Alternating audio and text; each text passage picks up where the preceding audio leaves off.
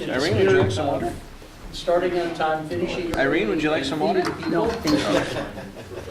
I guess this is why they don't put it out for you. February 19th, 2019, College Place City Council and the College Place Planning Commission workshop to order. If you could all please stand and say a pledge of allegiance. I pledge allegiance to the flag of the United States of America and to the republic for which it stands, one nation, under God, indivisible, with liberty and justice for all. We normally have a moment of silence to reflect on the solemnity of what we're about to do.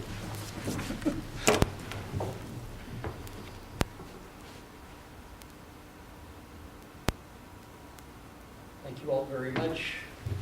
Ms. Neisel, would you please do the roll call?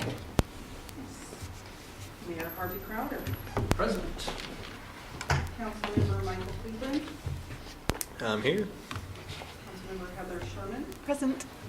Councilmember Lauren Peterson. Present. Councilmember Jerry Boggins.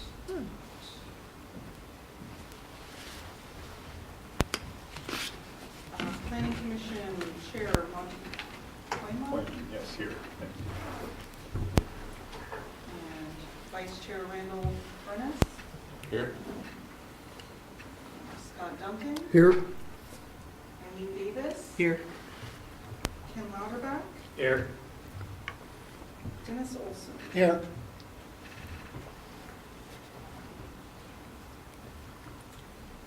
Councilmember Marge Nyhagen, Melody Selby, and Planning Commissioner Brian Roth all notified us in advance that they were going to be absent. Thank you so very much. There's a period of public comment on the agenda. We don't normally do those on workshops, but if there's anybody in the audience that wish to address this joint workshop, please step forward, state your name and address. Pressure's on. Going up about the agenda to do. See no one sprightly stepping forward. Let's move on to workshop topics. So, we have, Annual comp plan update. yeah. Greg, let's go ahead and turn it over to you. Great. Mayor and members of the City Council and Planning Commission, we have several kind of interrelated items on the agenda tonight. So part of it is going to be an opportunity to share information and to provide an update. But then the other part of the meeting is going to share some information and have an opportunity for us to collectively talk and discuss the items. So the first couple items are in the sharing information category. And maybe for efficiency, I'll combine a couple of items. Last October 9th, John's birthday, in fact, we completed the process of reviewing and updating the city's development regulations, something that was required by state law, but it's something that is a good practice to periodically take a step back and look at what it is we're trying to accomplish. How are we accomplishing it? What distinguishes College Place from other communities? And to make sure we have a clear statement of what we would like the community to be, how we would like the community to change, or how we'd like the community not to change. And so we completed that process on John's birthday. So since that time, we've been working on a couple of things. Although the city completed the process of updating its comprehensive plan at that point in time, there was some additional actions that the county needs to take, because one of the actions that was in the updated comprehensive plan was some proposed amendments to the city's urban growth area boundaries. We have the city limits, and then we have areas around the city where urban services, city services like sewer and water exist or reasonably could be provided.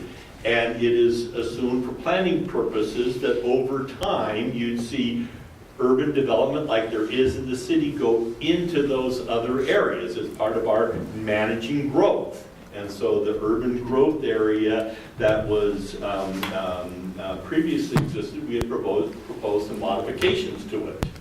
Had proposed taking the area that was around Martin Airfield, which was designated for industrial development, and said that that recognized that that area around the airfield really isn't suitable for industrial development. First of all, the area around the airfield needs to be protected for uses associated with the airfield, like planes landing and taking off. So you have restrictions around the airfield, restrictions on height, restrictions on the type of uses. And then in addition, in that particular case, there is a creek, there is steep slopes, there are some areas that are wet much of the year. There are limitations in terms of the ability to provide sewer service to the area. And the road network isn't really designed to accommodate the levels of traffic that you typically would associate with industrial areas and industrial levels of development. So all those factors considered in the city's comprehensive plan, it said those areas aren't really suited for industrial development, but we should work with the county to preserve and protect the functions of the airfield. But as a practical matter, if the city is going to grow, a logical place to grow is to the southeast along the SR 125 corridor. Because the city is, with support from the state, is going to be building a new well over there, with the criteria being where urban services exist or reasonably be provided. If there's going to be a new well that's going to be just outside the city limits, that would be a logical area to be included in the urban growth area. So we had that proposal, but the law says the city can propose amendments to its urban growth area boundary, but the county has to approve it. So we worked with the county in putting the proposal together. We did actually a lot of work, kind of staff work for the county, and came up with a zoning district for the area around the airfield that was patterned or modeled after the zoning that's around Walla Walla Airport, which is also in the county, and said if there's a special land use designation around Walla Walla Airport, shouldn't there be a special land use designation around Martin Airfield? And so we did that work as a part of the proposal to modify it, did it in consultation with the county, with affected property owners, took it all to the county, and a year and a quarter, a year and a third later, the county still has that proposal and some other proposals under review. So part of the status report is the city has completed its work, but the process is not done because the county is still working on it on their end. Now, in fairness, there has also been a change of circumstances that occurred along the way. And it literally was at the very, very last hour of the last day of the last opportunity to have public comment. And there was a flurry of activity that came about because there was a prospective buyer of Martin Airfield. And even though between the city and county staff, we collaborated with the owner of the airfield and came up with a zoning designation that was tailored to help preserve and protect the airfield, the prospective buyer said, no, I don't want that. I want to stay in the city's urban growth area, even though an airfield under the industrial zoning and land use designation is a non-conforming use. And in fact, the residences out there would be a non-conforming use too. So it was a bewildering set of circumstances and left us all scratching our heads, and I, for one, am still scratching my head. There's been some good theories and speculation, but for the life of me, I don't get it, and I still think someday somebody's going to step forward and say, why did you let me do this to myself? Or somebody's going to say, this was not a good idea, but who knows? The point is that in response to a filed appeal and threats of a lawsuit and on and on and on, there's some deliberation with the city council and with the city attorney, and the city withdrew its application to make the changes around Martin Airfield and to take that out of the city's urban growth area. So that was a little bit of a change of circumstances. But we didn't withdraw the application for the area down on State Route 125. That's the part that's still under review by the county. That's the part where they still haven't taken action on, and that's the part that I think has some significance for the city, particularly in terms of the ability to add commercial and potentially some light industrial type uses in areas. So that remains a point of discussion, and one of these days there may be some action by the county. A factor that is further complicating it is one that we've been working on, is the law says that when you're proposing expansions to the urban growth area, you have to be able to demonstrate that there is a need for additional land. Since we are managing growth, one of the concerns is that cities would get carried away and just want to have everything in their urban growth area so we could grow without really thinking about the consequences or need for that. And so one of the things the law says is you have to be able to demonstrate that there's a need. And so we've gone through that analysis, the county has gone through an analysis, and we look at it. These aren't even anywhere close to being the same. We've had some follow-up discussions with the county. They still aren't close to being the same, and the county, in looking at the existing urban growth areas, sees that there is the potential to accommodate 500 or 600 more people than the city does. The area that was proposed for an addition over off of State Route 125, the county sees another 500 or 600 people more than the city does in the future. So the county staff was looking at it and saying, the city has more than enough land that it needs. It has enough land to meet 40 years worth of growth, not 20. And we're looking at it and said, we don't see enough for the next 20 years. So there's a big difference between more than 40 and less than 20. And we've gone through to the point where we've actually looked at every single lot, taken a picture of it, documented the whole thing. We still don't get there. And so we've asked the county, show us your math, show us how you were able to come up with the ability to add 600 or 700 more houses than we see. And so that's another point that's under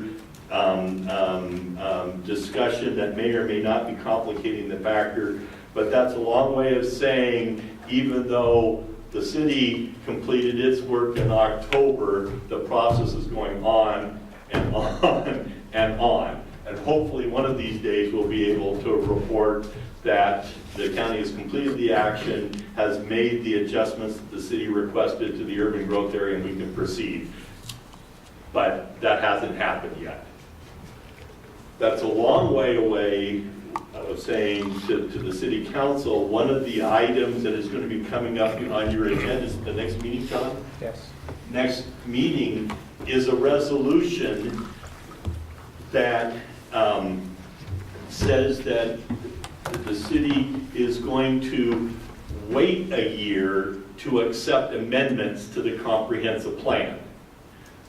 Typically, on an annual basis, the city would place an ad and say, if you're a property owner or something, if you have proposed amendments to the comprehensive plan, this is your opportunity to present them. We'll review them, take them to the planning commission, and if we go through the steps, we may amend the comprehensive plan to address the need or the issue you have. But since you just adopted the plan in October, and since the county is still discussing and debating it, we thought it was premature to go out and start advertising for changes, so we haven't even got this step done. And from a resource standpoint, we're trying to put our time and energy into helping the county, get to yes, so we can get to some of these other items. So there is a resolution, Mayor, and we'll start the process at your next meeting, but that's the long-winded story behind it. Is it just didn't seem like it made sense to turn around and ask to change something we just got through changing. So we're going to suggest that we take a year off from that and work on some of these other items. John, anything you want to add on that one? I think you addressed it. Okay. Mayor, you had an opportunity to be in the sausage factory. So, as an update on the area around Martin Airfield, the property still has not changed hands. We await with some expectations any future announcement of that. We'll see what goes forward in the future. But that's there. That as an explanation of some of the differences between the cities and the county's planning are the county's consultant considered the entryways to shopping centers as buildable lands, considered a cemetery as buildable lands.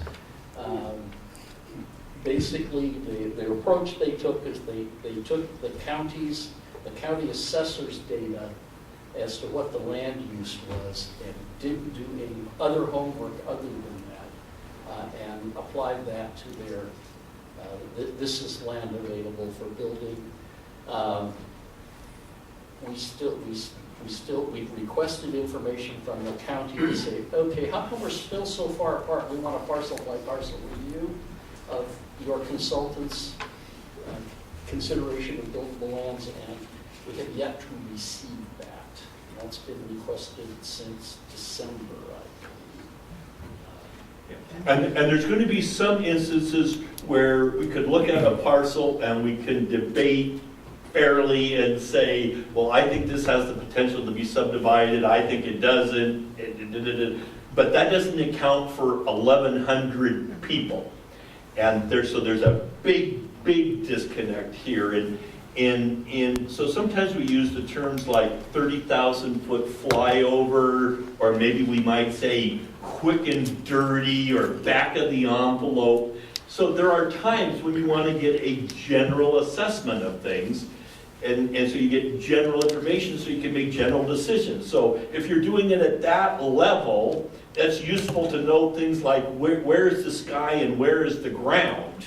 But you don't use information of that magnitude to make decisions about how to design your street, for instance, and the elevation and things of that nature. And so it was, as the mayor said, fair and appropriate to take the different land uses from the assessor. And if the assessor says it's vacant, it must be vacant. And if it's an acre and the city code says you can put 4 dwelling units to an acre on it, well, then you take the acreage, you multiply it by 4, and there you go. That's very legitimate, but but if you go beyond that and say, now therefore, we're not going to allow the city to plan for its orderly growth and development because we see 500 more houses there than, and they just can't be built. That's something different. And as the mayor said, yes, it was zoned single-family residential, but it's a cemetery. So you can't take 20 acres of cemetery and say there's going to be 80 houses there. It might be a great place to live for eternity, but not a single-family residence. And, we can find other examples of that, but that starts to explain how you can be off by so much. The biggest example is, if you're familiar, over off of Pepper Bridge and Soaring Hawk, not the houses along the bluff, but there's an area between the two. There's about, between those two parcels, there's about 28 to 30 acres. And you factor in roads and a number of things, and so maybe there's room for a couple hundred people to live. not 750 people, which is what the county said. 750? Really? There? Where? How? So something is just out of whack, and one of these days, hopefully, we'll get it fixed. But the more important thing is for the county to take action so the city can proceed with implementing the plan that you've adopted. Short of a reasonable approach from the county, we will be going to the Port Management Hearings Board. If the county persists in using data, using land data, available land data that is inappropriate, and I'm very serious about that. It's not something we take lightly, but we believe that the consultant has been negligent in their work. And unfortunately, the county hasn't seen fit to be more collaborative. So if there's any other questions, otherwise we'll kind of get to the heart of the matter, which is the things we wanted to discuss. But any more questions about? Quick question, has Walla Walla experienced the same restriction as far as urban growth? You know? As who? The city of Walla Walla, as they proceeded, are they experiencing the same issues? Is this? No. Yes and no. In the short run, no, because in fact, they even came in with some recommendations to take areas out of their urban growth area because they said, realistically, we're not going to be able to provide urban services there today, tomorrow, or 20 years from now. The thing that College Place and Walla Walla both have in common, and where we really should be spending the time working with the county, is that because of the agricultural lands that surround both of these cities, not the next 20 years, but the 20 years after that, how do both cities continue to grow when there's agricultural lands? The county has an obligation to protect agricultural lands of long-term commercial significance. Cities have an obligation to provide services, to provide urban services in areas where they can reasonably provide it, and to plan and provide for orderly growth. So something has to give in the future. And what we should be doing and are looking forward to doing is sitting down with the county and saying, where can the two cities, predictably and reliably look to grow in the future beyond this? And so that's something that the two cities do share. Thanks. Okay? So next action will be city council on the resolution. Otherwise, it'll be just continuing to work with the county, and one of these days there'll be action. Hopefully it'll be done. On we go. Regulations. So with the adoption of the comprehensive plan, then the other action item is to then review the city's development regulations and to make revisions consistent with the comprehensive plan. And that's what we've been working on. So for the Planning Commission, it was from the frying pan into the fire, because now we have the policy direction, but how do we put that policy direction into action? And the devil is frequently in the details. So with the Planning Commission, we've been working now on a number of items, and what we wanted to do with the balance of the meeting is to identify what those areas are, in particular some of the areas where the Planning Commission has spent most of their time kind of focusing on discussing and debating how best to address these issues. Ultimately, there's going to be a recommendation from the Planning Commission to the City Council. There will have been public discussion, public hearings. The Planning Commission will have had all that information and considered it when making the recommendation. It'll come to the City Council, and the City Council will have an opportunity to review, question staff and the Planning Commission if need be, have another discussion if need be, but no changes go into effect until the City Council takes action on them. And so that's the direction we're working on now.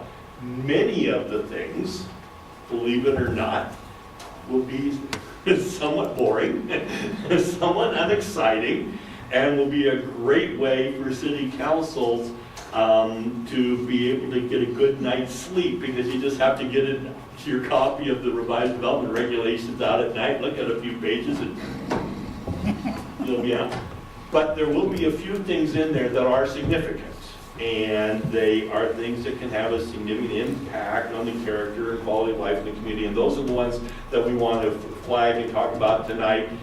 Invite the Planning Commission to share additional information, give the council to have a chance to discuss or questions, and have a chance to be able to talk within the family about them. And the first area, and like so many of these things, they're interrelated and they get expressed in a number of different areas. But the comprehensive plan said that one of the things that we were to accomplish was to take the city's regulations governing subdivisions, the creation of new lots, which leads to the creation of new housing, take the city regulations regarding subdivisions and the regulations for planned unit developments, which were an alternative set of regulations, an alternative set of standards to creating new lots and ultimately new houses, and to merge them into one single set of standards and regulations, so there is one path for creation of new lots. And so we've been working with the Planning Commission on that process.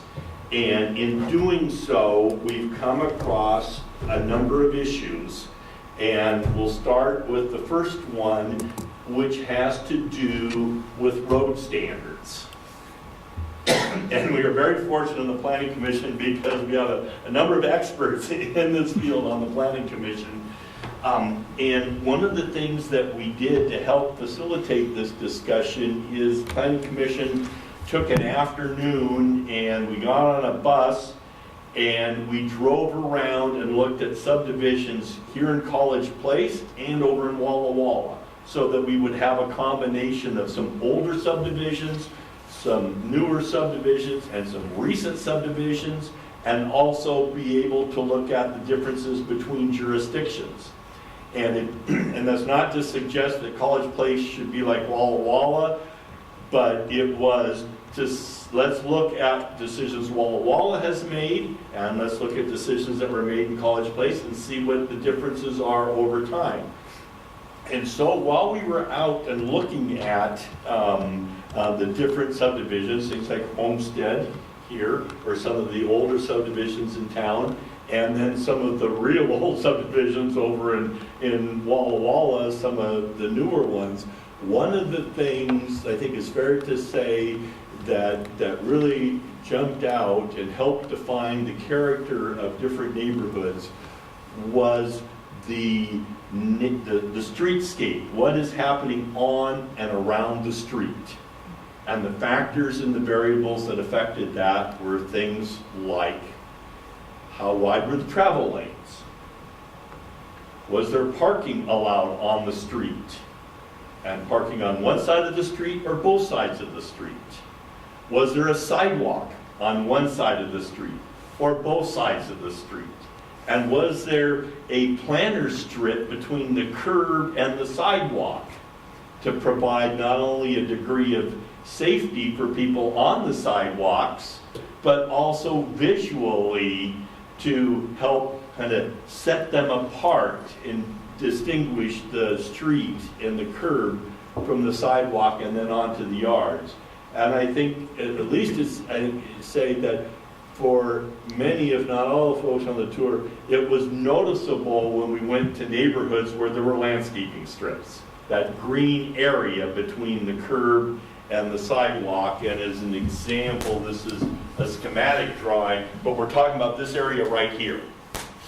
Now, it was also interesting because we went into some older neighborhoods in Walla Walla and we saw areas like this, but they didn't look like that. They had dirt, they had gravel, they had kind of jumped the curb and become parking areas, and anyone a number of things. But when they were landscaped areas, I think it was noticeably different. And so we came back and looking at some of the examples in the community here of some of the neighborhoods where there's parking on one side of the street and not the other, or a sidewalk on one side and not the other. And so we were talking then about what would be appropriate for here in College Place. Now, we're talking about subdivisions, so the creation of lots, 10 or more lots. And there is going to, in all likelihood, be at least one significant subdivision in the future, what we know as the McKiernan-Christensen property.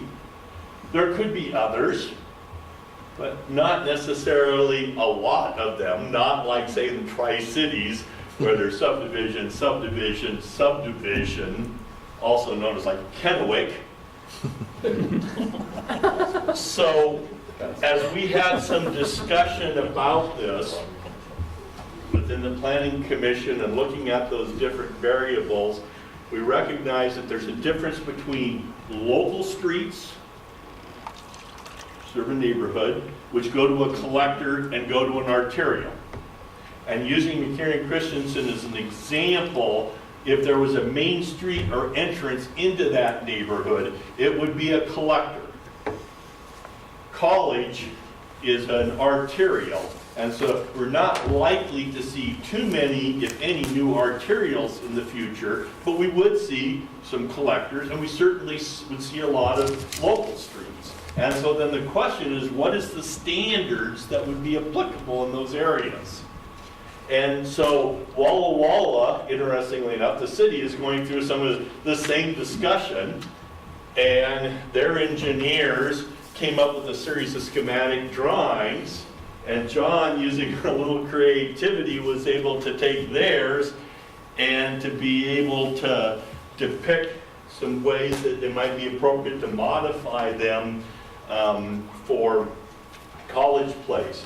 So these drawings, in fairness, have not been reviewed and have not been discussed by the Planning Commission, but they will hopefully serve to illustrate some of the things that the Planning Commission has been talking about, which is things like parking on both sides of the street, not just one side of the street.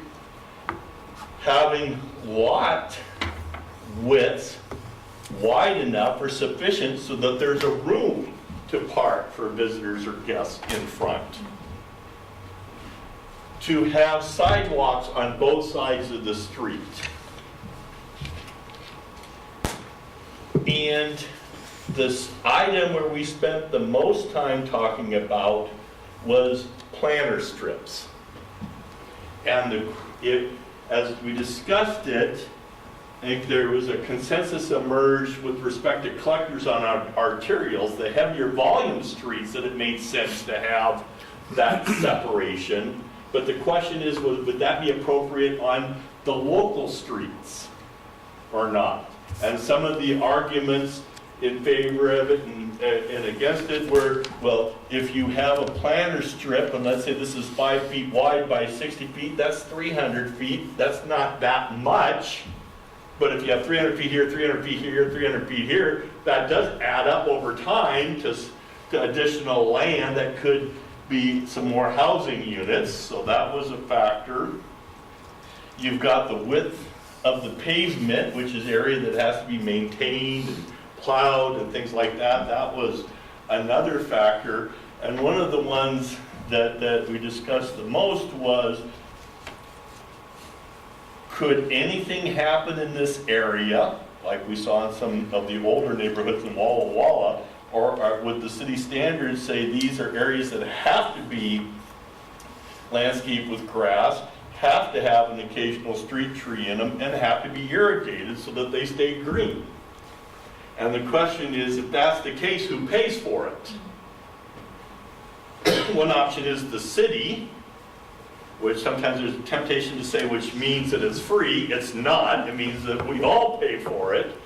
Or is it the property owners or an association of the property owners that pays for it? And so that is the debate. In a moment, I'll invite planning commissioners to add to that discussion, because I may have oversimplified it. But where we've come out at this point, all subject to change, is that there would be on local streets, collectors, and arterials, there would be a planter strip that would be maintained by the adjoining property owner or a homeowners association. And there would be parking on both sides of the street. And when you get to collectors and arterials, there would be a bike lane. So what that means is, and this is the stuff, in contrast to some of the silly things that planners get all excited about, this is the kind of stuff that engineers love to see, is the different drawings and schematics that show things like the travel lane, the turn pockets, the bike lanes, the parking, the green strips. And then you get into the ever increasing widths and dimensions. And one of the factors that comes up frequently is there's another party which joins the discussion, and that's primarily fire, but emergency vehicles. This basis of regulations is to the legal authority that cities have to regulate is to protect the public health and safety. And we certainly want to continue to do that. But the question is on things like how much road width is necessary to be able to enable emergency vehicles to travel to accomplish what they need to accomplish.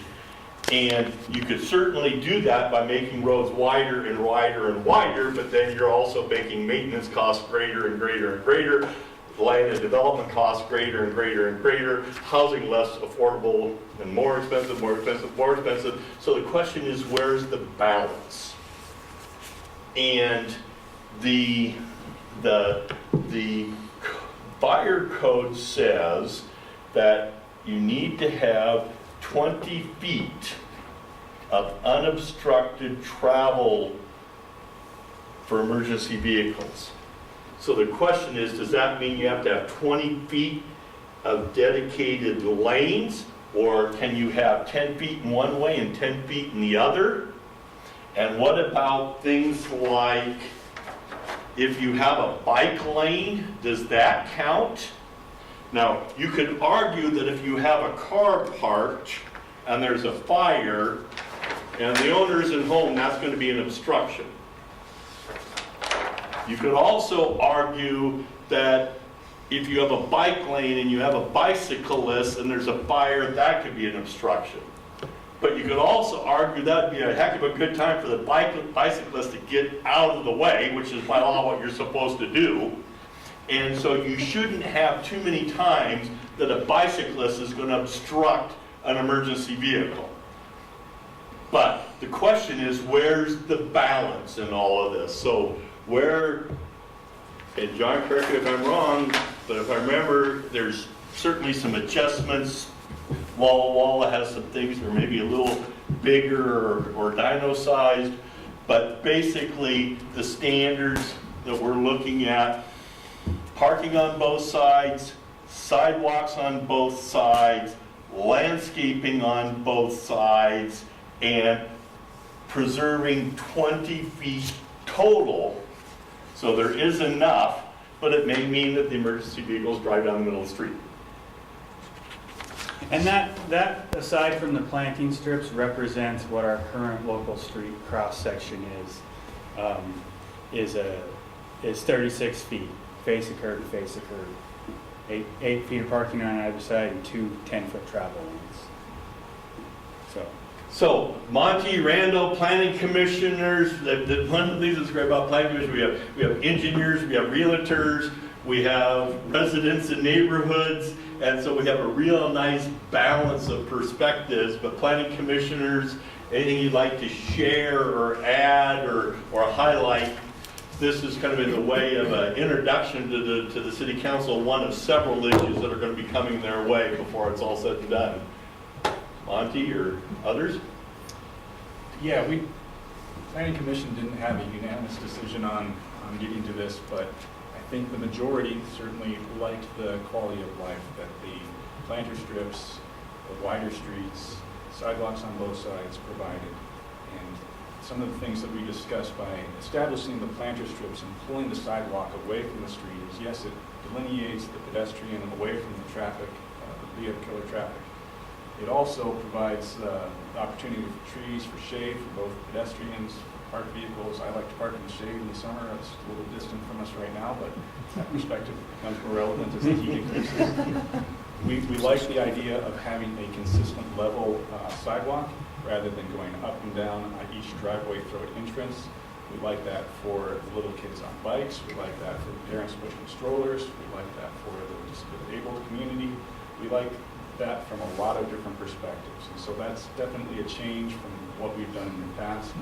We think that brings significant quality of life benefit. And so that's the primary reason that we are recommending that direction.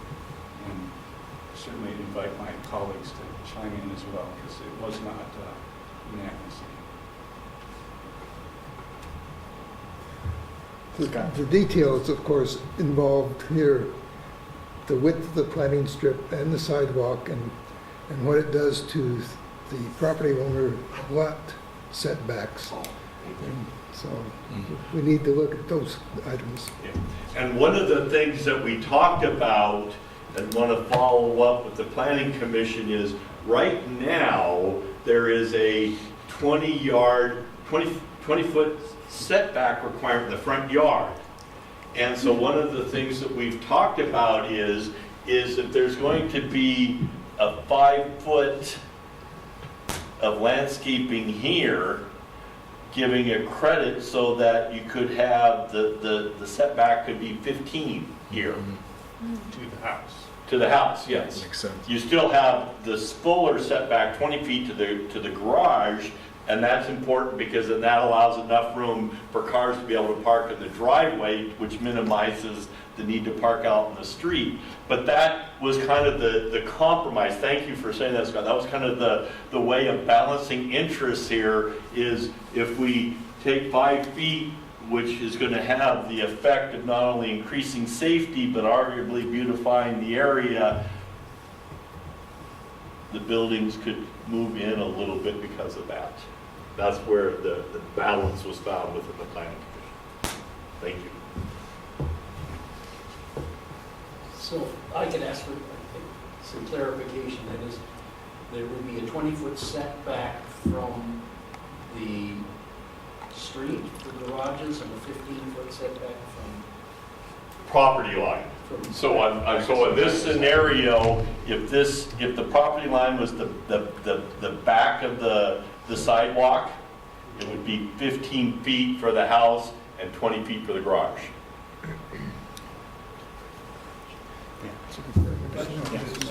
Question then, what's the current standard? Because I thought it was the edge of the curb, back edge of the curb. No, currently it's back of sidewalk or a foot or so behind sidewalk, depends on the right of way, but no, the lots don't begin, all the sidewalk and anything in between is the public realm and is city. Well, unfortunately, I didn't get to be here at the last planning commission meeting. And when it comes to the city streets, I've always been in dissension of the planting strips in your regular city streets. Only from the standpoint being the fact that I'm a realtor, you want to get as many homes on a square acre as you possibly can. And that planting strip does cause a problem with that.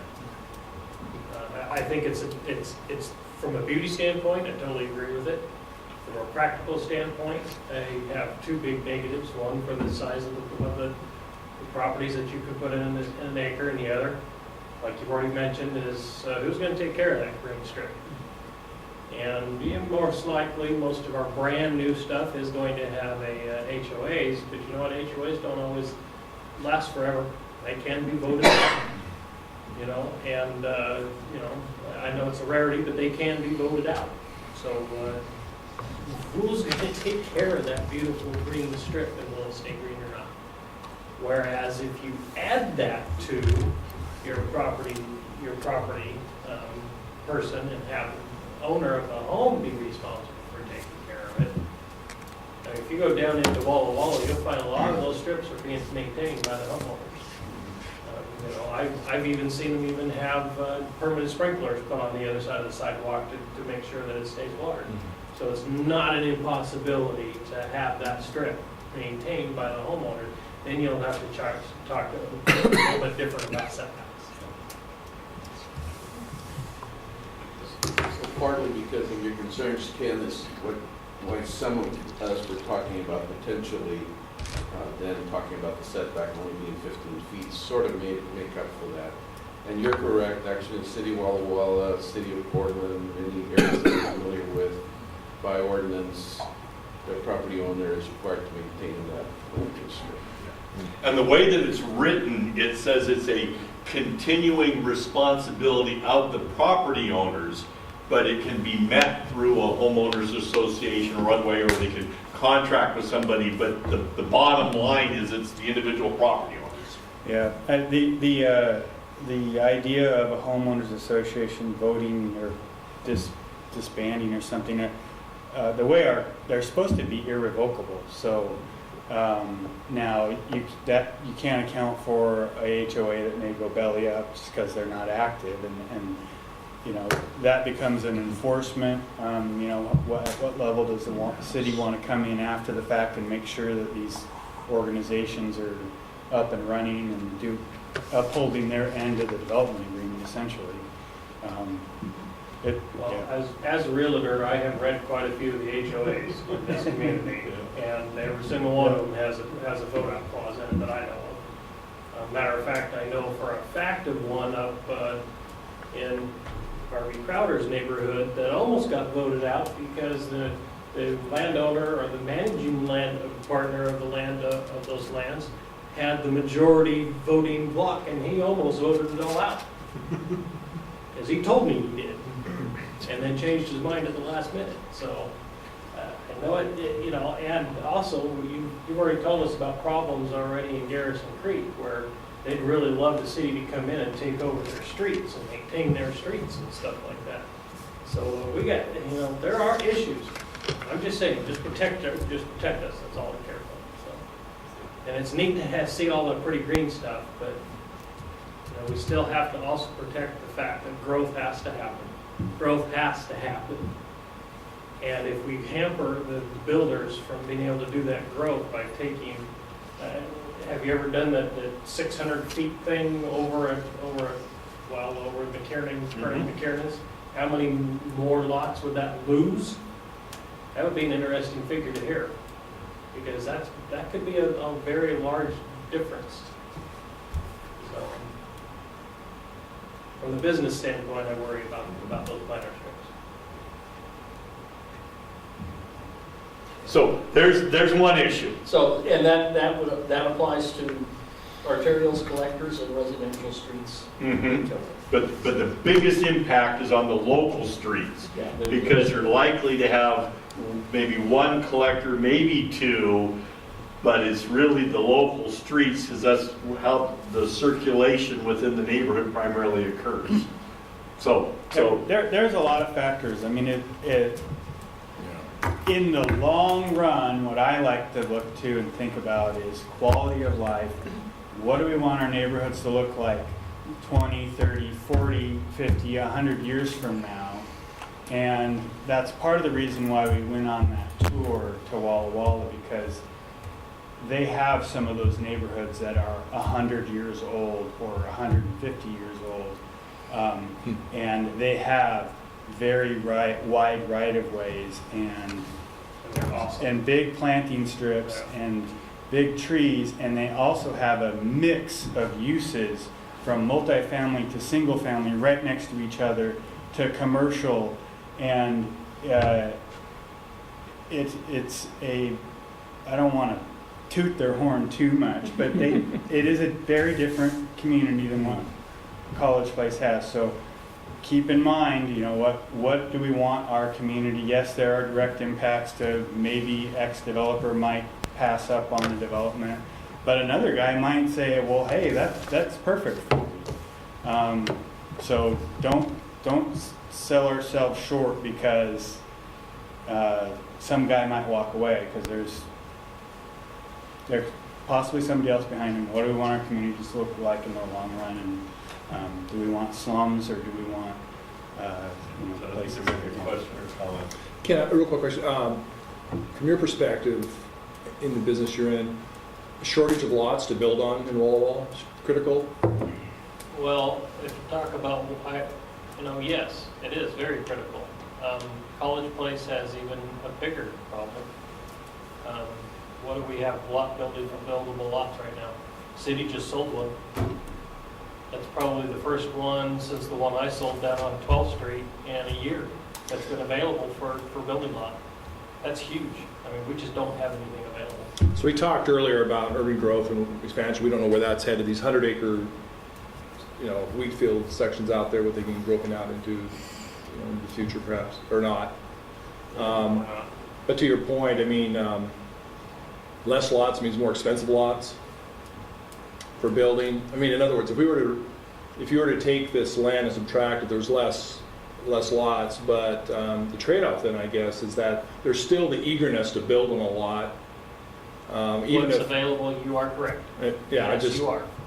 If instead of you take a 50-acre parcel and you create 50 lots, there are going to be just as many eager 50 lot builders as there are 250 lot builders in that same 50 acres. So you're correct. The more you create, the more that'll be sold, and we're still going to. Of course, we don't know the future. Exactly. Yeah, obviously, but yeah. So, Okay. no, you're right. Yeah. It doesn't matter. The truth of the matter is part of our whole process here still has to account for one really very difficult portion of our community, and that is low-income housing. Yeah. The bigger our lot size, the fewer lots we have available, the fewer opportunities we have of having any kind of low-income housing. We'd love to have the entire neighborhood be 6,000 square foot lots as a realtor, but you know what? The community looks nicer at 7,500 square foot lots, and it looks even better at 10,000 square foot lots. 10,000 square foot lots at $180 a square foot to put a building on top of it, now you're at a $500,000 house. Is that low-income housing? It's starting to become low-income housing in this community, but it's not. So you've got to have that part in your factor. And we're going to talk about affordable housing in just a minute. We're going to make 2 stops before we get there. It's like on the bus. We've got 2 stops, then we're going to get to the mall. So anything more on this? And then I want to move to the next related subject. Yeah, I just want to bring an issue though, and that is that there's been a whole bunch of lots, except they're controlled by one developer, right, Homestead. Correct. So the issue about what lots are available, if I'm just a builder that want to build a custom home here or there, there's not those lots. But as far as total available lots, there have been. And that's something that as a city, I don't know if we can really control, because, the next big parcel that is available for lots is the McKernan property, Christensen McKernan. And that's likely to be some big developer that's going to take chunks and do it, and potentially not sell lots to a builder, but to control the builder. Usually they don't. And so, but that's a different, I don't know how we would deal with that, but that's a different issue as far as there is some available lots, it's just not available for 1 or 2 to sell. Yeah. Sorry. And we do have the sections, the homestead, and some of these sections that are affordable homes. And are we just going to continue down that path, or are we going to get the next level and have some nicer homes? I mean, what do we want our town to look like? One perhaps open question that maybe John might be able to answer, but as far as density of residential housing, how does that affect cost of maintenance of utilities that go through there?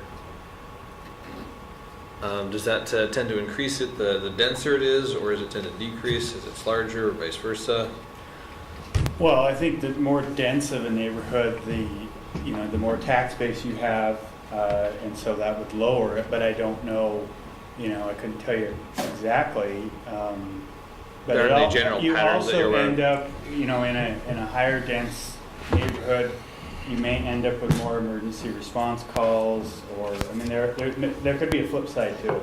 yeah, maybe you're gonna have in the long run more base to cover repaired roads and whatnot, but In general terms, higher density is more green or more environmentally friendly, and is also more cost effective in general terms.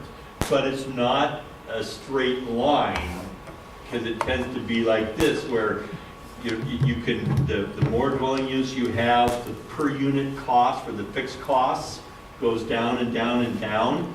But when you get to a point then when you're having to add a whole new increment of sewage treatment plant capacity, because you can't just add the capacity to add another house and another house, you end up having to do pretty large scale investments, so it ends up being a 500 dwelling unit expansion of the sewage treatment plant, or a 1,000 additional water rights. So yes, the costs per unit go down as with more dense development, but then you get to a point where whoop, you get up to another increment, and then it comes down, and whoop, up to another one, it goes down. So there's that equation that developers are doing all the time to try to find the sweet spot.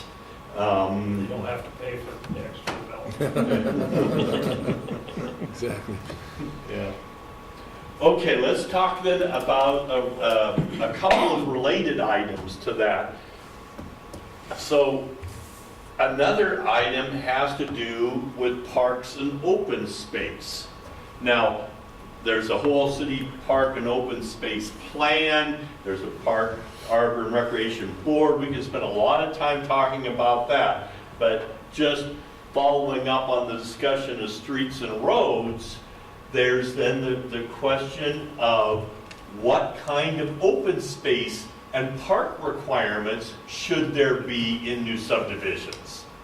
That's another factor that affects quality of life, and it's really interesting because in parks and open space, we have what's known as a level of service standard, a level that as we grow, by law, we need to maintain. And so College Place, like many communities, for a long time, the level of service standard for parks, which traditionally is in acres per thousand of population, was 2 acres of park and open space for every 1,000 people. Over time, nationally, there's been a lot of discussion and a lot of debate about that. And in recent years, the recommended standard for cities has been increased to 10 acres per 1,000.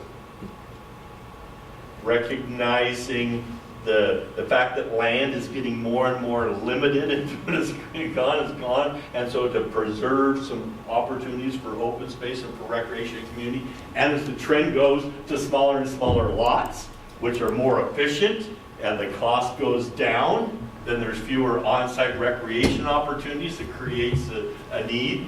And one of the things that was discussed and identified in the comprehensive plan was, in some of the recent subdivisions, a sense that the amount of open space was not adequate. And so it's another factor that defines the character of a community, is the amount of open space and the recreational opportunity.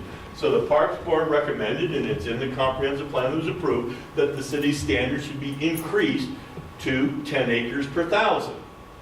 A population, if you have a little bit over 2 people per household on an average, you can kind of do the math. And if you work it all out, it works out to about 1,000 square feet per lot, per dwelling unit, in order to maintain that standard. Now, the city doesn't have 10 acres per 1,000 population now. So you don't meet the standard. And the law says you can't require new development to correct an existing deficiency. But the law says you can require new development to maintain the standard that you've set and not make it any worse. And so in order to do that, that works out to about 1,000 square feet per dwelling unit. So in a subdivision, the developer would need to be thinking in terms of about 1,000 feet per unit. And so you add that up, so about every 43 or 44 dwelling units, you'd have another acre. So that's the math. So we were kind of working through all that, and then, like streets, it brought up a whole bunch of new issues. Well, if I'm a developer and I have to be dedicating a place to park and open space, the first thing I'm going to do is make sure that the land that is most desirable and suitable for development gets developed. So what I'm going to do is find all the terrible rot in the land and call it a park. And then you've got the question of, just like with these, who's going to maintain them? And who's going to improve them? And to what standard? So we had been working through with the Parks, Harbor, and Recreation Board the portion of the subdivision equation that had to do with new parks. And so we've kind of got that one, I think, now at a point. And so as new subdivisions come on, there would have to be identification of an area. We would have some standards for the improvement of the park. And in the discussion, the question is, take just everything you said about homeowners association and now apply it to parks. And so there's been a consensus reached that if a park is 3 acres or more in size, that would be a large enough size that it would be reasonable and appropriate for the city to assume the maintenance responsibility. If it's less than 3 acres in size, then that would be the homeowners association. So right now, based on the discussion, is 3 acres is the line. Over 3 acres can propose, the city isn't obligated to take it, but can propose dedication to the city, and if it's dedicated to the city, then the city is responsible for ongoing maintenance. Under 3 acres, then it's the responsibility of the homeowners association. Now, you can't force a property owner a developer to dedicate more than the demand for what they're creating. So if you're doing a 10-lot subdivision, you're going to have 10,000 square feet. You're going to have about 1/4 of an acre of park space. You're going to have a pocket park. And cities don't want to maintain a pocket park here and a pocket park there and a pocket park over there, because it ends up being really costly and really inefficient, not a good use of your tax dollars, and you get a bunch of little small recreational opportunities and no bigger significant ones. So 3 acres seems to be the line, and we've kind of now got that, I think, all worked out, and we have some language that the council you'll be seeing that includes some incentives, so that a developer may choose to an offer to dedicate more to get them over the threshold. And there might be some incentives to do that, because then they or the homeowner association doesn't mean you maintain it anymore. But it's a good deal for the city because you get bigger parks instead of smaller ones. So that one's bubbling through as well. But and we have a park meeting with the park board tomorrow morning, and we may be finalizing that recommendation. So I don't know, John, do you want to add anything to that? So, any questions or comments? Almost everything you just said applies to that discussion. It's just not at the sidewalk, it's down the street. I notice in your subdivision language on section E that you don't have anything in there when it comes to that 5-foot land strip that keeps the developer from considering that land strip as part of their open development. There is the park side. Is the park? Yes. Good, thank you. Yep, yep. It says that's a requirement, but you can't double count it. Not part of the Yep. open land space. Yep. So if the city is going to maintain a park, it becomes a city park available to everyone. Yep. Yep. Okay? Now, so we've got two kind of public benefit issues, landscaping, street widths, and parks. The flip side of that is efficiency of development, affordability of development, and one of the things that the comprehensive plan said is the city should review its regulations and look for opportunities to increase the diversity of housing types in the community and to provide affordable housing opportunities, more of them in the community. So the question is, how do you do that? Land is scarce, and when you have a limited supply, in theory, the cost goes up. You've got the cost associated with going through the development process.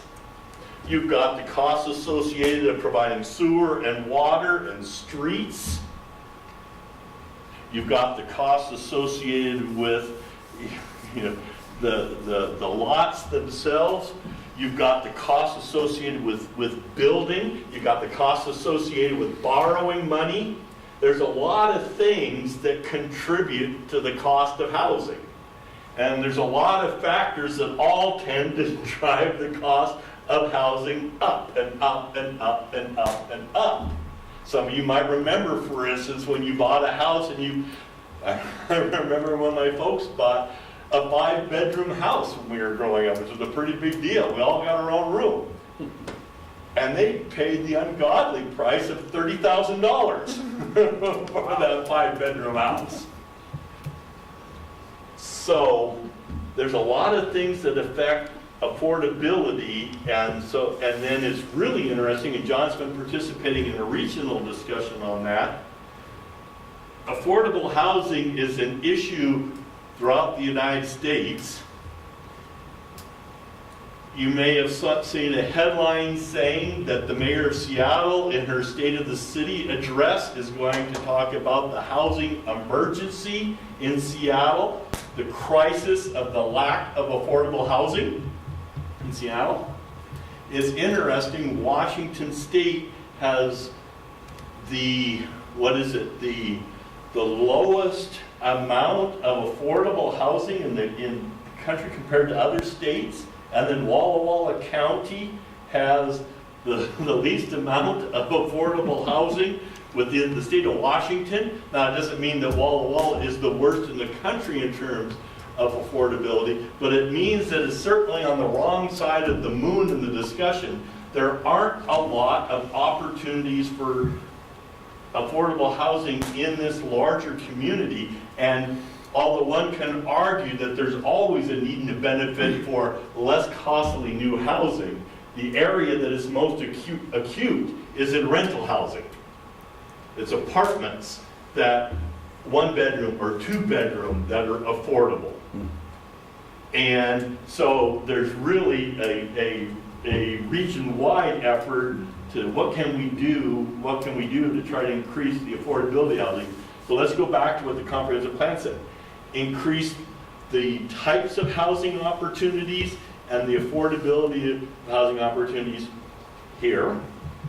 And one of the things that it said specifically was that we should have regulations that would allow for accessory dwelling units.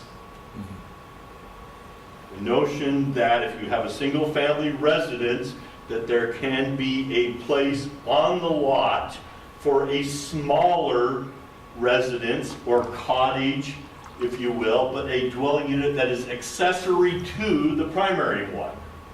And that is one way of many of being able to provide some affordable housing opportunities, because they're rentals, they're smaller, and they tend to be, therefore, more affordable.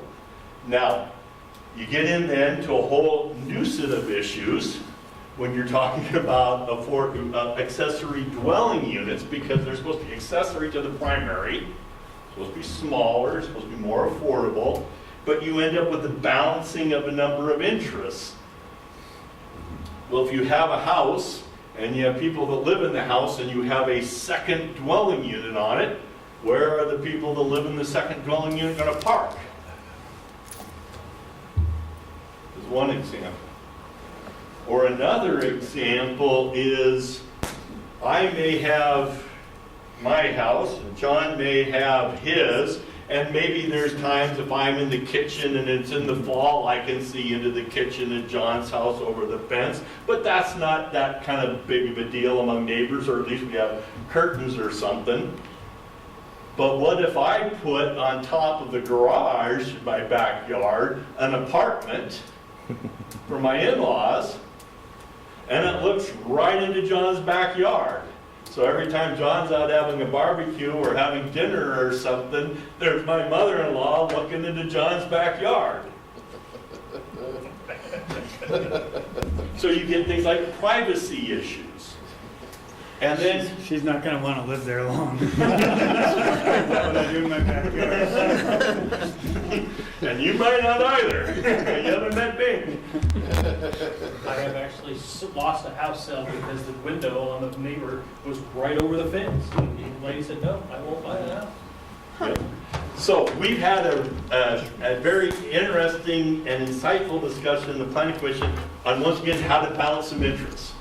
Now, as you get a chance, hopefully, John, you can leave this up for a while, come and look at this. This is Santa Cruz in California. They've done a lot of work to think through the different issues. Because you've got things like, how big can accessory be? How tall can it be? And I chose this one because there's a lot of information out there on the web that their communities have dumped a lot of money into good examples of how to do this, but they're all different. I'm not saying this one's perfect and I like everything about it, but it had very good illustrations, and it also showed you what a small unit looked like because it has some floor plans for various different sizes, but also gives you some configurations of what it might look like for ADUs, in backyards and things like that. So I'm not endorsing the Santa Cruz model necessarily, but it has some good illustrations. So there's more stuff. I mean, there's gobs of stuff. It's not quite as bad as the tiny home movement, but there's a lot of stuff. Seattle, Portland, if you've been down to Portland, they've been down this path. And in more urban areas where there's a tremendous amount of growth and the land values are going up through the ceiling, this is a really, really hot issue. But it also is here because it is a way of providing another opportunity and an affordable one. But the question is, where do you find the balance? And so we've been working through a number of issues.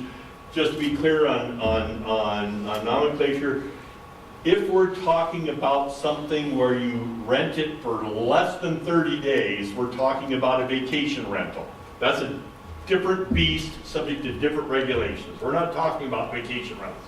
We're talking about a space in the backyard where maybe you've converted your detached garage, or you build another building in the backyard that becomes a dwelling unit. The regulations as they're written right now that the Planning Commission has been looking at says that you can have accessory buildings in your backyard up to a total of 600 square feet. So that would apply to a detached garage, that would apply to a shop, a potting room, a children's play area. It could be one building, a combination of buildings, but it can't be more than 600 square feet. And that's a carryover from our existing development standards. So you have that. But what we are adding now is the notion that in addition to working on your car or storing tools that you never use, or whatever the case is, another use can be that a family can live there, or a person can live there. It could be a college student, it could be my mother-in-law, it can be a family that's looking for an affordable place to live for a while, or whatever the case might be. And so it can be a dwelling unit, no more than 600 feet. It also has some provisions. It says that windows have to be oriented in a way, and there's some more precise language, but basically to protect some privacy. And there's some ways that can be done by orientation. And some windows may be like in your bathroom where they provide some light, but you can't necessarily see out of them. And So there's ways that you can protect privacy. But the two big factors that the Planning Commission has been discussing, and they're somewhat interrelated, have to do with the height and the setback. Now, if you were to build your house, just like there's a front yard setback, there's a rear yard setback. And the rear yard setback, 20 feet. So if you're going to build a house, you have to have at least 20 feet from the back of the house to your property line. Now, under the current regulations, you can put an accessory building within 5 feet. But the question is, if it's keep small, that argument may or may not be a problem. And if you have window orientation, things like that, that may or may not be a problem. But particularly with height, the higher it goes and you're back by the property line, does that start to create a problem? And so we have right now, the draft before the Planning Commission says that if it's an accessory dwelling unit, it has to be 20 feet back. But if it's a detached garage, for instance, it can be 5 feet back. Now, one of the questions that we're going to have as a matter of law, and we've been talking to the city attorney about this, is can you make a legal distinction between a shop and a house, an accessory dwelling unit? One of them 20 feet and one of them 5 feet. So there's going to be some legal issues we have to continue to discuss. There's some affordability factors that we need to continue to discuss. But the variable might be height. And the more we've been thinking about that, because if you can build a single-family residence 35 feet high, if you say that you can build accessory dwelling 35 feet high, you might start, and so then do you say, well, the height of the accessory dwelling unit can be no higher than the single-family residence? That might be a way. Or do you say, we're going to pick something like 14 feet to the top of the wall, because that's enough height to get an RV in there, but we're not going to go above that, or whatever the case is. So height and setback becomes a trade-off. That's still a discussion that we have underway. We haven't kind of brought it all to conclusion yet. John was showing an example of one today in town that technically wasn't an accessory dwelling unit because they found a creative way to put a breezeway between the two of them and call it a duplex. Whack, whack, whack. I mean, duplex. And you can drive down the street and see it from quite a ways away. They got a way up there. You can see it from the top of 4th Street. You can see it from Now, everywhere. in some communities, that's not necessarily bad because they're saying that's creative use of the space, and on and on and on. But that might be more appropriate in communities where space is more dear and prices are higher. Like everything else, there's going to be a balance. Planning Commission is working toward that one, and ultimately, City Council is going to come to you. But I'll kind of break here and invite the Planning Commission to share more information, and we're going to jump right from that to the next one, which is other types of affordable housing besides accessory dwelling units, because accessory dwelling units isn't going to solve the problem, but it does contribute to the solution. Planning Commissioners, John? Or council. Quick question. The 600 square foot, is there a minimum lot size to build a 600 square foot detached building, if I understand that? What is there a minimum housing lot size? Max. The minimum lot size is 6,000 square feet. And there's a lot coverage provision that says that you can't have more than 35% of the lot covered, except if you have an accessory dwelling unit, you can bump it up to 45%. Oh, That's how the provision is written. Yeah. okay. So does that 45% coverage only apply to dwellings, or does it apply to any structure on the lot?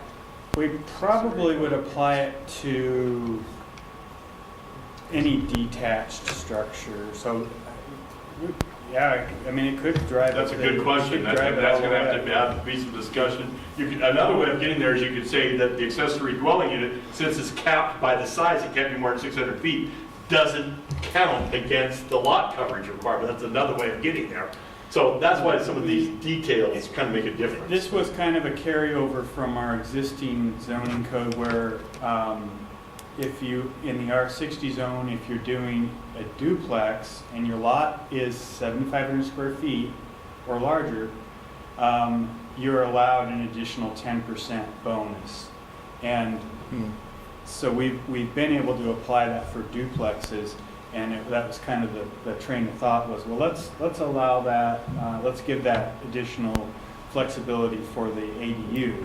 Now, it could be similar to, you know, your what we've been talking about with Ree about the whole setback issue.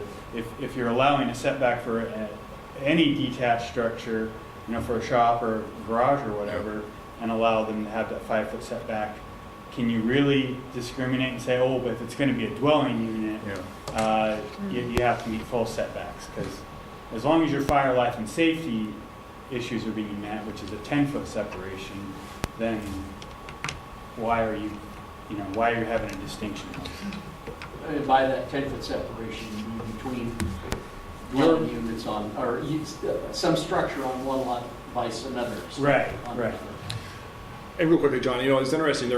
We do have the flexibility to police some of the, I'll use the word police, on the construction, line of sight of windows. You characterize it as, well, privacy, but now obviously that could be a real problem. 10 years from now, somebody puts a new window in a house or, you know, whatever, but there's a lot of detail work there.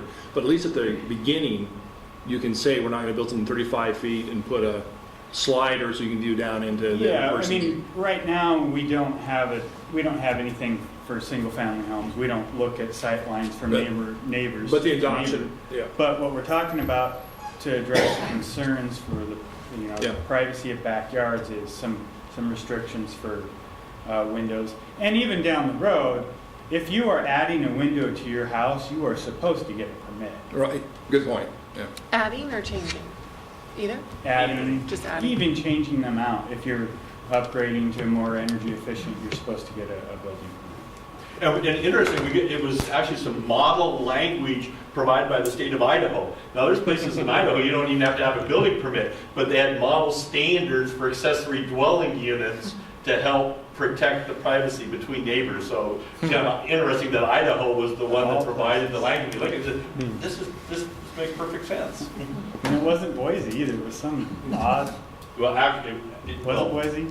Sandpoint had language that was very similar, but it was the state code. It was statewide. And they're accounting with the Yeah. I digress. Planning Commission, anything you want to add, or council questions you want to ask, or? I think in my basic opinion, a 6,000 square foot lot with an ADU doesn't make any sense at all.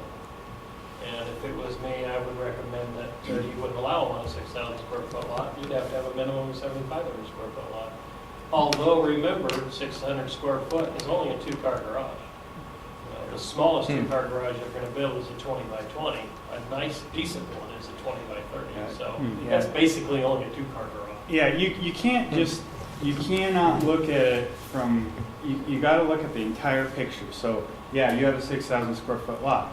Now, I have a 6,000 square foot lot, and my home has an 850 square foot footprint, and I have a 400 square foot garage detached. I have a lot of yard. I have a very, people don't, when they ask me how big my lot is, and I tell them it's 6,000 square feet, they're like, really? And I'm like, yeah, but I live in a cracker box. So, so you have to factor it in. Now a 6,000 foot lot that has a relatively small Hayden Homes on it, their product pretty much maximizes all of the setbacks. And there isn't room on that lot. The lot coverages, they're already maxed out. So you're not going to, unless they can figure out how to put it within the unit itself, maybe adding a second story or putting something above a garage, and then figuring out where the extra parking spot's going to be, it's probably not going to happen. So sorry. No, Two go- things that the planning commission was unanimous on was a height restriction, we don't want to have a privacy issue, and the parking lot that parking stall that John just mentioned. We want to have additional parking available for that accessory dwelling unit, and we want to make sure that we don't create a structure that's, 3 stories tall looking into somebody's backyard or house. So those are the 2 things that we are all in agreement, clear on. The other things that we're still working and wrestling through are the percent of the development of the lot, 35, 45%, the setback requirements, whether we maintain those as written currently, or we allow a setback to be closer to the property line. So those are a couple of things that we're still wrestling on. Thank you. So the other thing I was gonna say is that we've talked a lot about like an additional structure as an ADU, but in reality, a lot of what we can even see around town that's happened is that somebody has converted part of their house into an ADU, a basement or an attic, or somehow creatively made part of their house an additional, rental unit. So, that's, just kind of want to put that out there, that it's not always going to be, and maybe not the majority, that somebody's going to go build an accessory building to do the ADU. Yeah. And It the may be 600 oh, the go ahead. 600 square feet is the total square footage of the dwelling. It is a 600 square footprint. Correct. Okay, Because you so- can't do 2 stories and have 1,200 square feet. Yeah, or Or 5. if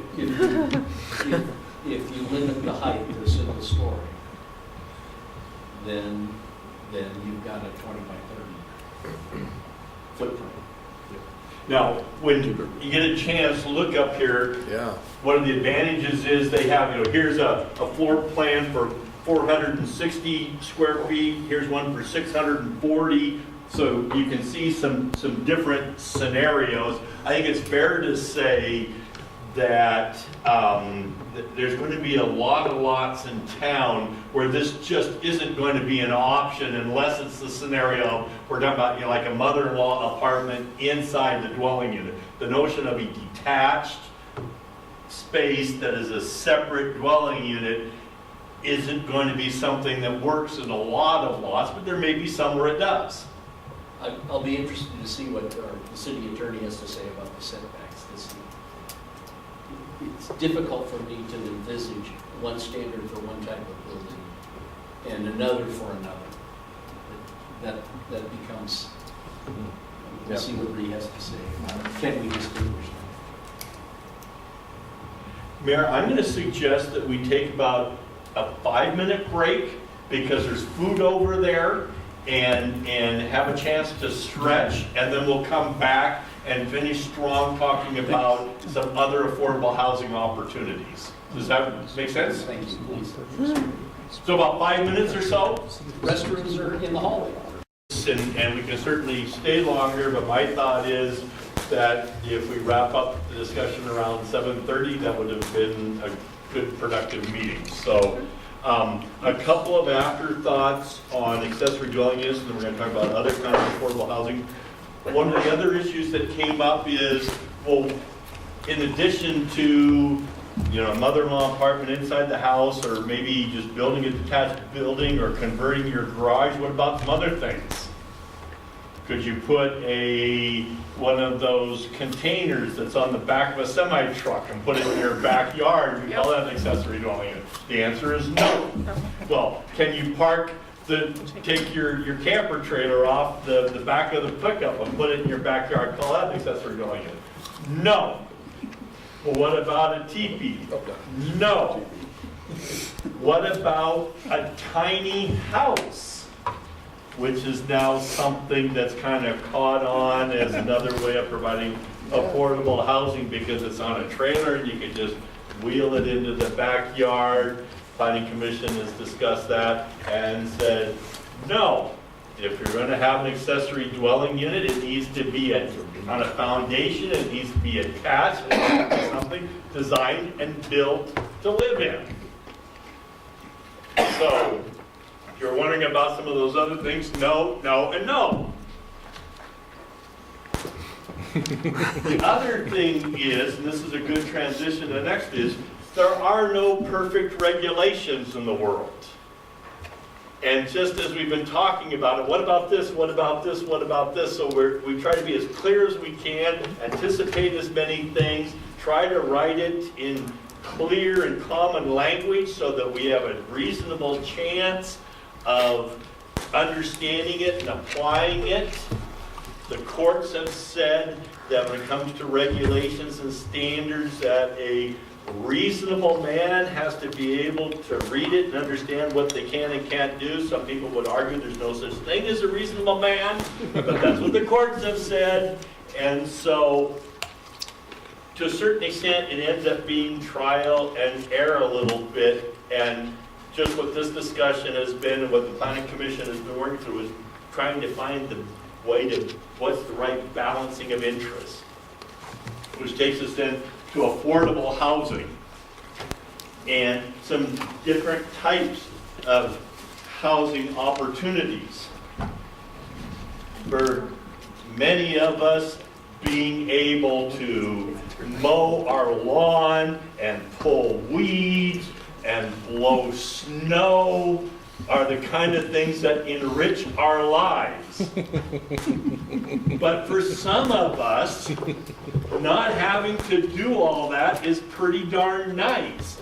And having some opportunities, or maybe being able to do things like going away for a few months in the winter and then coming back, or maybe having a smaller place to live in, but not having to move to Walla Walla or Waitsburg or someplace, but being able to stay here in College Place. So to have some different types and options besides just a house with a yard.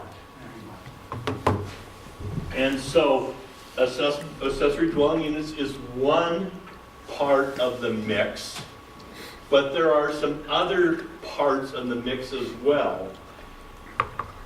One of them that I referred to a while ago but didn't draw attention to is that when we're creating new lots, the law makes a distinction between a short plat and a subdivision.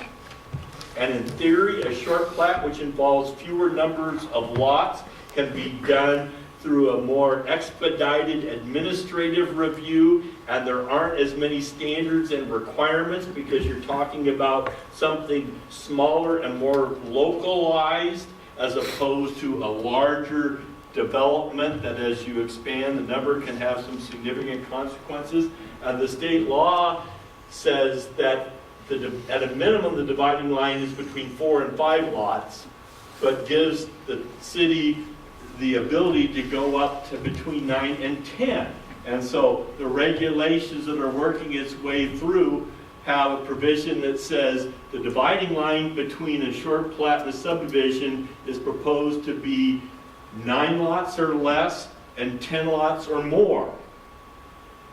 Why is that a part of an affordable housing strategy? Because if you have a lot in town that has some limited development potential, giving the owners some flexibility in terms of how they configure and develop it might create some additional housing opportunities. But if you say it has to be 6,000 feet, and it has to have 60 feet of frontage, and it has to have this, and it has to have this, there's going to be a bunch of spaces to get passed over, which is exactly what happened.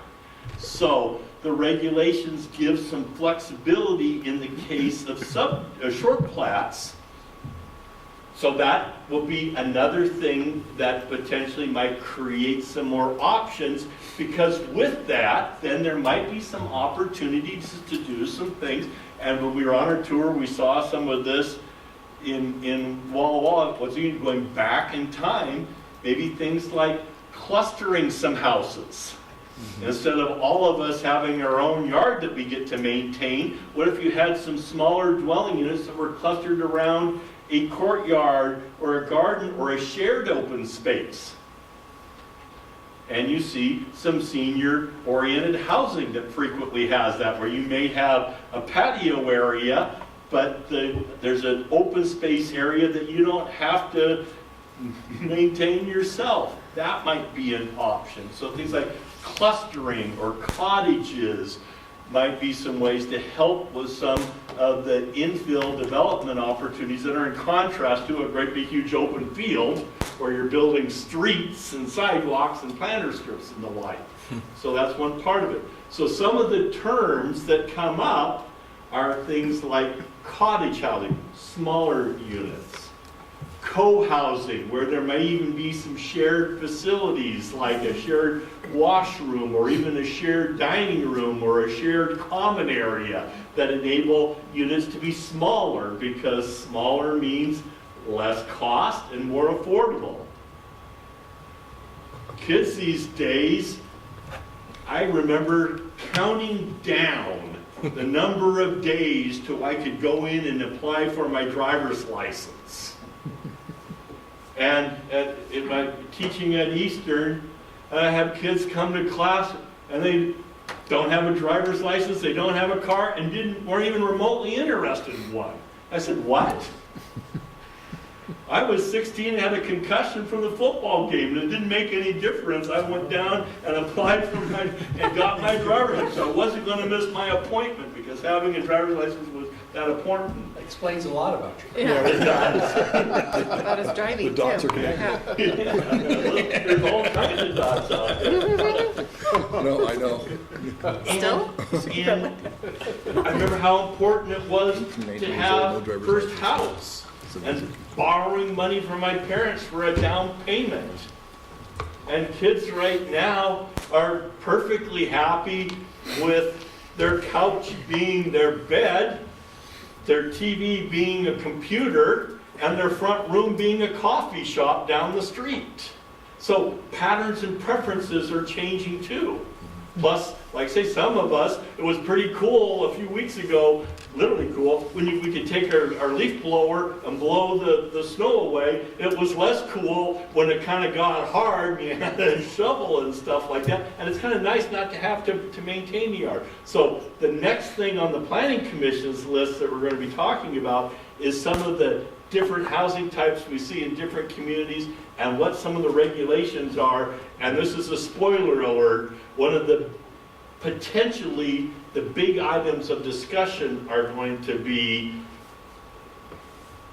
from a zoning standpoint. Now we have single-family residential areas and we have multifamily residential areas. And multifamily tends to be historically or traditionally apartment buildings, but it doesn't have to be. And so I think you could make a case that some of these alternatives like cluster housing and cottage housing and things where you get a higher density would make sense in the multifamily areas. But one of the areas that will be one of the first questions we ask the Planning Commission is, should those housing opportunities be available in the single family areas as well?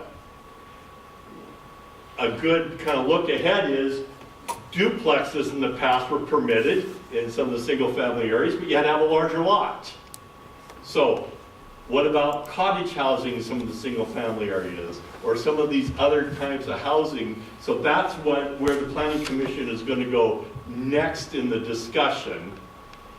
And ultimately, council, when we bring all the package, one of the things that we'll do is say collectively, here are the factors or provisions that arguably will lead to increased housing opportunities, different housing opportunities, and arguably more affordable housing opportunities. So as you're looking at it, you can collectively say, have we accomplished what we said we set out to do in the comprehensive plan or not? So that's the next step in this discussion. Then there'll be a bunch of little things like making sure those short-term rental standards are up to date, making sure the home business standards are up to date, make sure your sign standards are up to date. I still have on my bulletin board back at home from another town, the headline that said, Planning Commission meeting moved to high school gymnasium. Oh. Planning Commission to discuss sign code. So there are these other little things along the way that we'll do, but these are the big ones. John, anything to add? Do you guys have any questions about the tiny homes? And one of the one provision from the tiny home, well, there's an appendix in the upcoming building code. I think it's called Appendix Q or something like that, that addresses tiny home standards. And that doesn't mean it's a step-by-step process of how to build a tiny home on a trailer. It's how to actually build a little tiny house on a foundation. Yeah. And there's some, the current building codes for single-family homes don't address like a loft, and how do you get to a loft? Well, you get to a loft from a ladder. You don't use a normal staircase. So the traditional building code doesn't have allowances for that, and that's what the tiny home appendix that we will likely adopt when the next time we update our building code cycle. We're coming up on an update cycle here soon. So when you hear recommending adoption for Appendix Q, that doesn't mean we're going to allow tiny homes on trailers in backyards. The Planning Commission had a discussion about, do we want to allow the tiny home movement that you really hear about on trailers in backyards, and really the reason why we're like no is that they're essentially, it's a trailer.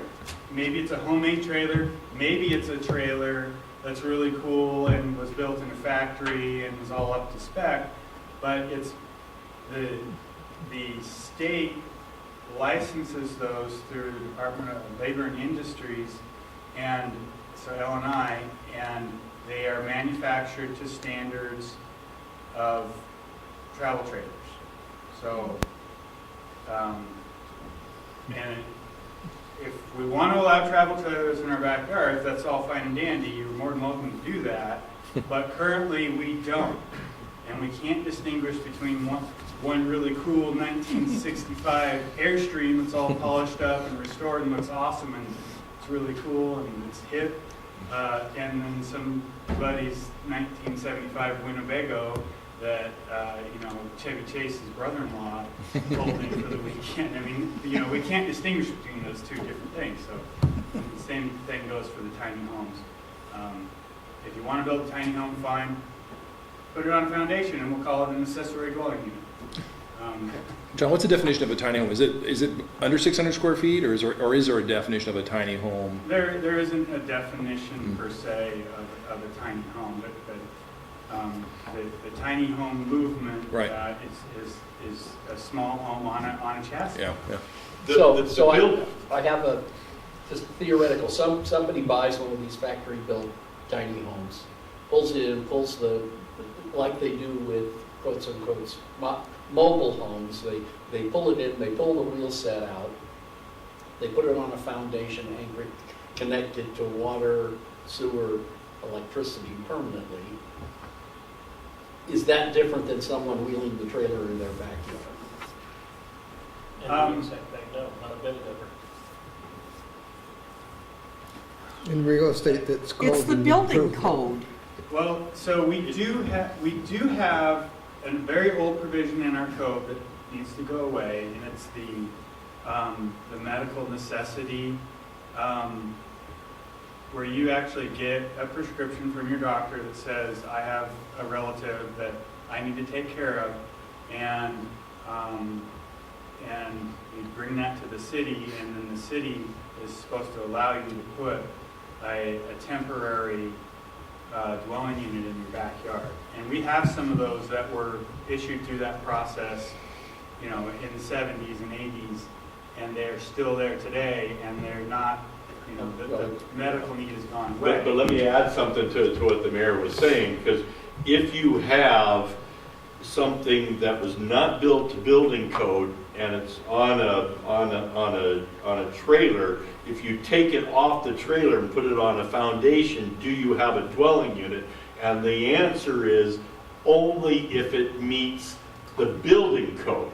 And the building code doesn't set a minimum size, but as a practical matter it does, because in order to be a dwelling unit, you have to have a kitchen, a bathroom, and a certain number of things. So there's a practical minimum that you have to have. Well, I'm just asking because Yeah. that's going to come up. Yes.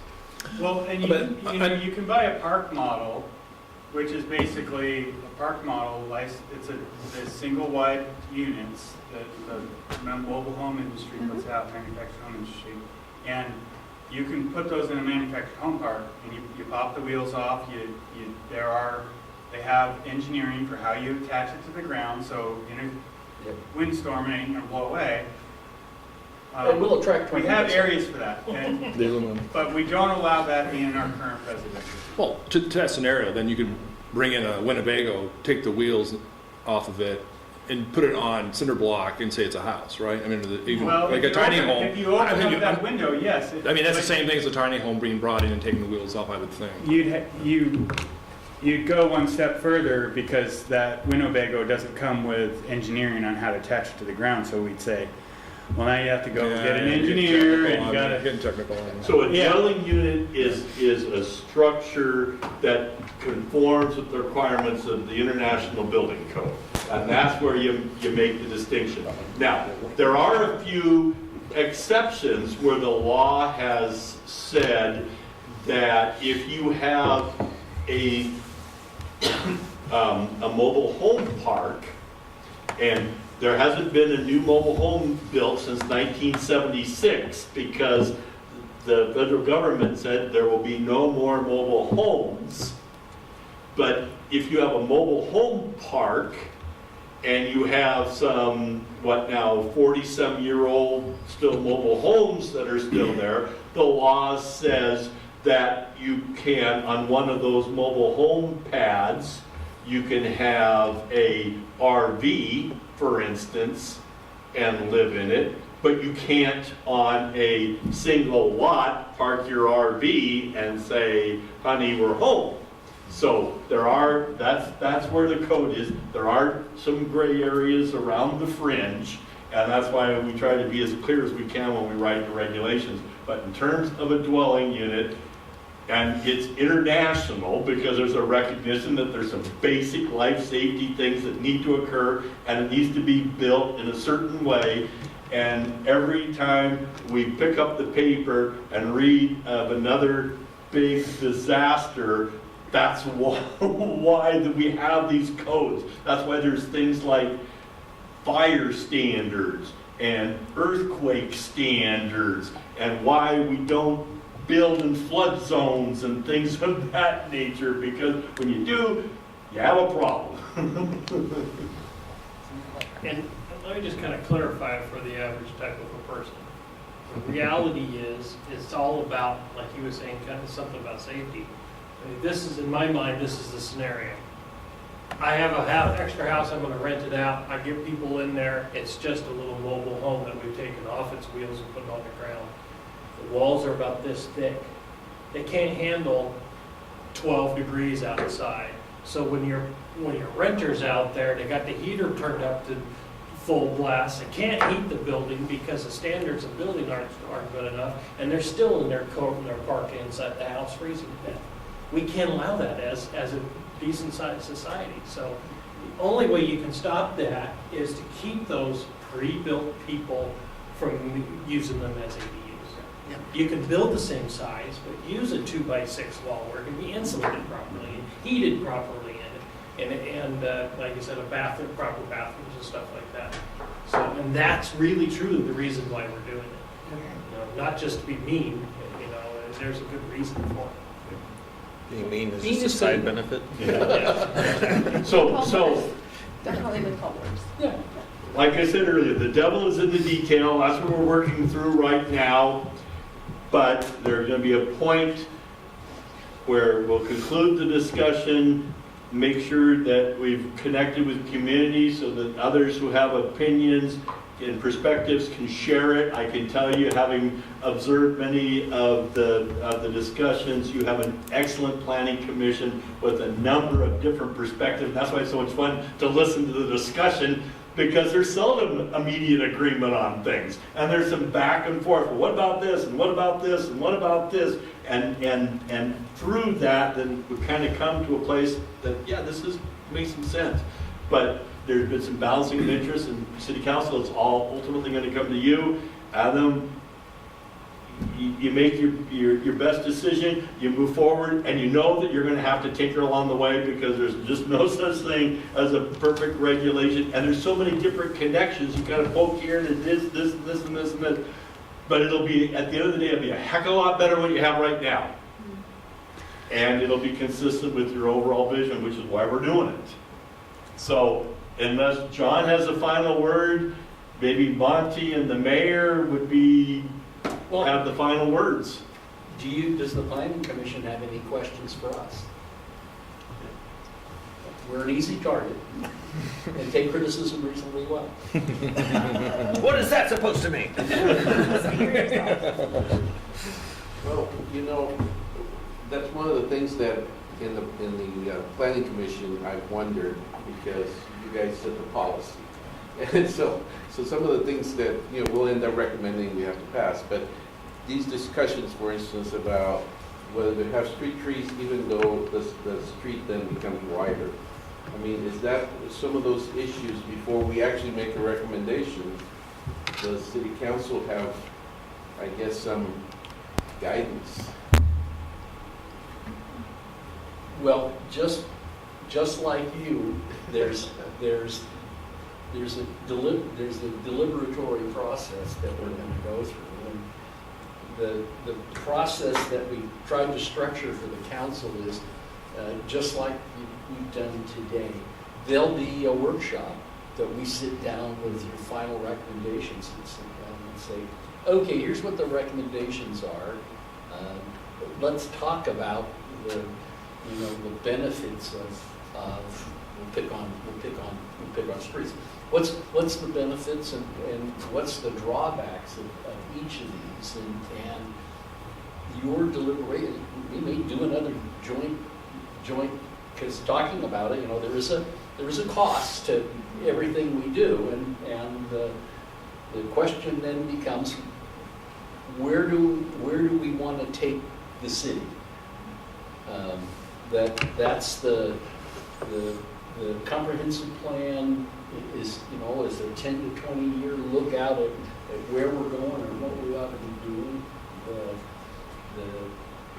We certainly, for my fellow council members, we certainly don't have ultimate knowledge on everything. We have a pretty good idea of kind of where we think the city ought to be going, but we depend so much on you to give us an idea of, here's what we think along the way, here's where it is, and on controversial issues like the widths of streets and trees, you know, there's going to be there's going to have to be a discussion. Where are we going to go with this? And there's a balance. There's a cost to everything that we do. Every time we put a roof on a house, it costs me money. It's counterintuitive, but given the growth of property tax and the growth of city services need to keep up with that, we get 3% behind every year for every roof that we put up. So how do we balance that with the need for services and balance the attractiveness? If you look at College Avenue, it's turned it pretty much from a cow path into a really attractive street. We hope that that'll attract business to help pay the bills, and we hope that attractive housing that spans the range of affordable, a $225,000 house is now in the affordable range. When my first house, I paid less than I paid for my wife's Subaru. Is a balancing act that we're going to have to figure out, because we don't have enough affordable houses. That means in 40 years, Subarus are going to be really expensive. Yeah. 100 grand. So it sounds like nothing is off the table, and so the planning commission has the opportunity to proceed and bring to the council your best thoughts. Guide us, because You know, I'm a dog doctor by training. I can't talk to you about what's best for that, but what I do know that we've hired really smart people to do the right kinds of things to make things work. The discussion today was absolutely fabulous as far as Yeah. bringing that along. What are you thinking about? Where are you going? And then, you know, I want. Greg is absolutely right. I was a war planner for a while. One of the first maxim of war planning is no plan withstands first contact with the enemy. So we put things down hoping we're getting it right. We're going to have to adjust over time to see where that goes. Monty, any final words as chair of the planning commission? Yeah, thank you. Just one thought. Excuse me, is if you want to look at our minutes from the last meeting, that will give you a good picture of where we're at and where we're going. Better yet, listen to it. It's better than books on tape. You'll be out in minutes. Really got a lot of redacted lines, so don't take that. It's all classified. Why? Yeah. Thank you. So Mayor, the final word is yours, other than adjournment. Anything else you'd like to Thank add? you also very much for your time. I know 2 hours on a Tuesday night in the middle of what, I don't know if it's still snowing, It but looked it was okay. snowing when we got here. Thank you all very much for your time and all the work that you put in. Here, here. Yeah. Yeah, thank you. Thank you. Thank you so very much. Other than that, it's 7:30. We fed you. We started on time. We're finishing on time. That makes a successful meeting. And planning commissioners will see you next month. My son, at school there.